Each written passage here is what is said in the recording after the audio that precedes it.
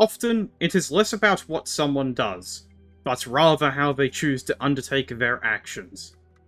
G'day mates and fellow adventurers, my name is Mordecai. There are times when one must confront the potential downfall as a result of one's own ego, and there are other times when a bloke has to reflect upon the nature of their self-importance, so that they can realise where something has gone wrong and be able to correct that.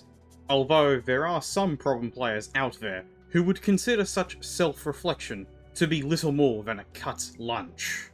Those problem players who consider their ego to be their biggest asset are often narcissistic enough to believe that regardless of how many people tell them otherwise, that they can't possibly be in the wrong. And when one of these interesting individuals decides to have their character reflect their own narcissism, it can result in a lot of rather undesirable consequences, especially if that player can't separate their character from themselves. Before we get started with the story for the video, if I get to 1000 subs before the end of 2023, I have plans to cover an RPG story which predates the subreddit and contains one of the most infamous characters in all of tabletop role-playing game history. Let's delve into the often terrifying world of r/RPGHorrorStories. Today's narrative is titled Necromancer That Guy Gets the Party to Turn on Me and Gets Me Kicked, and is written by user Gold Templar.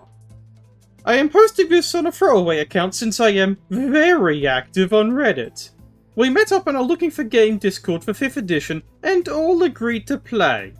The important characters are the Cleric, the Paladin played by yours truly, and that guy, the Necromancer. I am going to try and keep it simple by just using everyone's classes as their names. So we met up for our session 0. The GM introduces us to her well-written world. I will not go too far into detail, but it had a focus on the forces of good versus the forces of evil. But the GM made a mistake here in my opinion. She encouraged everyone to keep secrets about their character, and emphasized that she would be weaving them into the story. Not to spoil the surprise or anything, but the wizard's secret was that they practiced necromancy. I think the DM should have outright denied the character, as necromancy is evil, and it would have inevitably led to character conflict, but they somehow did not see an issue with it. Now, to explain my character, and hopefully give more context as to why it all fell apart.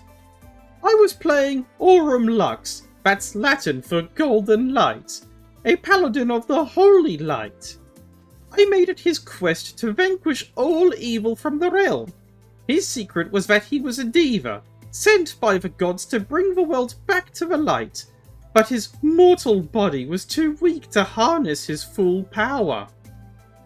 The cleric was part of the same order as my paladin, meaning that her and I already started off on a good foot. But unfortunately, my time with the Forgo ended before I could find out much about her backstory. The game started at level 1, and it was good fun over the next few months. There were no issues, but it seems like that guy was just biding his time before he struck. Once we hit level 5, the Necromancer betrayed the party's trust. We were attacked by a solitary ogre on our way to kill a green dragon that was attacking the nearby town. We killed the ogre with no issue, but as I am ready to move on, the Necromancer asked us to wait. He informs us he could make the dragon fight easier. I press him, asking why he didn't think to tell the party earlier.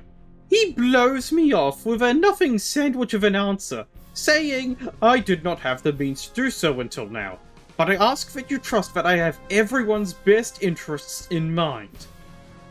I gave him the benefit of the doubt, since I knew the dragon was going to be a hard fight. He prepares a ritual spell, and once the ritual ends, the ogre gets back up, reanimated as a zombie. I was mad. Not just mad, but fuming. Firstly, an ogre zombie for a group of level 5 characters was way too overpowered. Secondly, see my above explanation as to why necromancy should not have been allowed. This is where I made a mistake. Aurum was extremely holy, and upon seeing someone he thought of as a friend violate the natural order of the world, he tries to apprehend him, ready to escalate this into combat. While I was wrong in doing this, in my defense, everyone knew about his character and lawful good nature. I tell the cleric that she needs to help me capture him and take him back to the church. That way he can repent or be served a proper sentence. But what surprises me is that she refuses. She goes to his defense, saying that our church has no explicit ban on the undead, and that the necromancer is clearly using them as a tool to destroy a greater evil. This led to an argument, going back and forth between myself and the cleric and the necromancer. Eventually, I asked the DM directly, is necromancy, and by extension the undead, evil? She shakes her head and says, depends on the method and reason. You can bind souls into bodies unwillingly, or program a synthetic pattern to act like a soul. But necromancy isn't evil for evil's sake. I argued it has the ability to bind your soul to your body after death. That is evil, and that we had no idea if the necromancer did that or not. The argument continued, now with the DM joining against me. I was completely ganged up on. We called it for the night, and in the morning I was kicked. I am hurt. I am mad. I cannot believe they took his side over mine. I was relatively popular among the group until this. I hope I can find a group I can get along with, but there was something special about that one that I am going to miss. And that's where the story ends. Unfortunately, this is a story in which the narcissistic poster is the problem player. Don't get me wrong, it's fine to have a character that inherits from a powerful entity, and must rediscover their inner power over the course of the campaign. That's an awesome plot device right there. The entire setup for the character is absolutely a bonza. The problem, however, starts with the player trying to control the narrative and lore with their character, and in doing so adhering to main character syndrome. Remember, the setup for the campaign is about the battle between the forces of good and evil, so having a character who is dedicated entirely to being a good guy makes sense. It also offers some interesting storytelling alongside the Necromancer. It could have even been a moment for the Paladin and the Necromancer to begin to have an in-depth discussion on where lines need to be drawn in the conflict against evil. So, naturally, we instead have the player and their lawful stupid Paladin being prepared to declare PvP against the Necromancer at the drop of a hat, channeling the player's fury towards the rest of the group one by one, openly declaring that they disagree with everyone else on whether or not necromancy is evil. To reiterate what the GM said about necromancy, it's not necessarily good or evil. It depends on how it is being used, such as where the lines are being drawn on what is an acceptable use, and on other factors, such as the setting in which the world takes place. We already knew where the problem player draws their line, which in turn reveals another issue, failing to separate the character from the player. And instead of trying to work out the issue before it became a definitive problem, the poster escalated the situation into both in-game and out-of-game PvP. And about the whole Necromancer gets the party to gang up on the poster, they did that themselves, by acting completely irresponsibly, which is also consistent with the poster defending their actions in the comments of their post, and refusing to even acknowledge that they were in the wrong.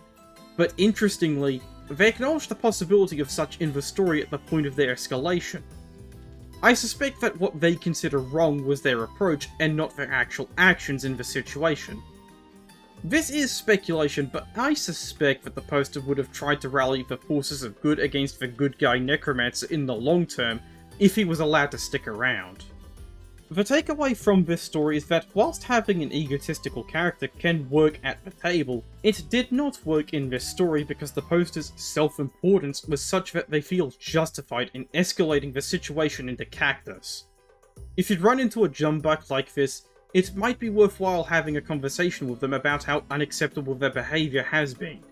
And if they then refuse to correct that behaviour, or escalate the problem to previously unseen walkabout stages, then you absolutely need to tell them to rack off. Having a problem player like this at the table only hurts everyone if they aren't going to improve. Thank you for watching the video. If you like my content and want to see more or wish to support the channel, please hit the subscribe button and maybe leave the video a like. It's free to do, and every bit of support is highly appreciated. Also, if you wish to leave a comment but can't think of anything to write, let me know you've reached the end of the video by commenting, "Lawful stupid Paladin overboard." Hell! Again, thank you for watching, and I shall see you all next time.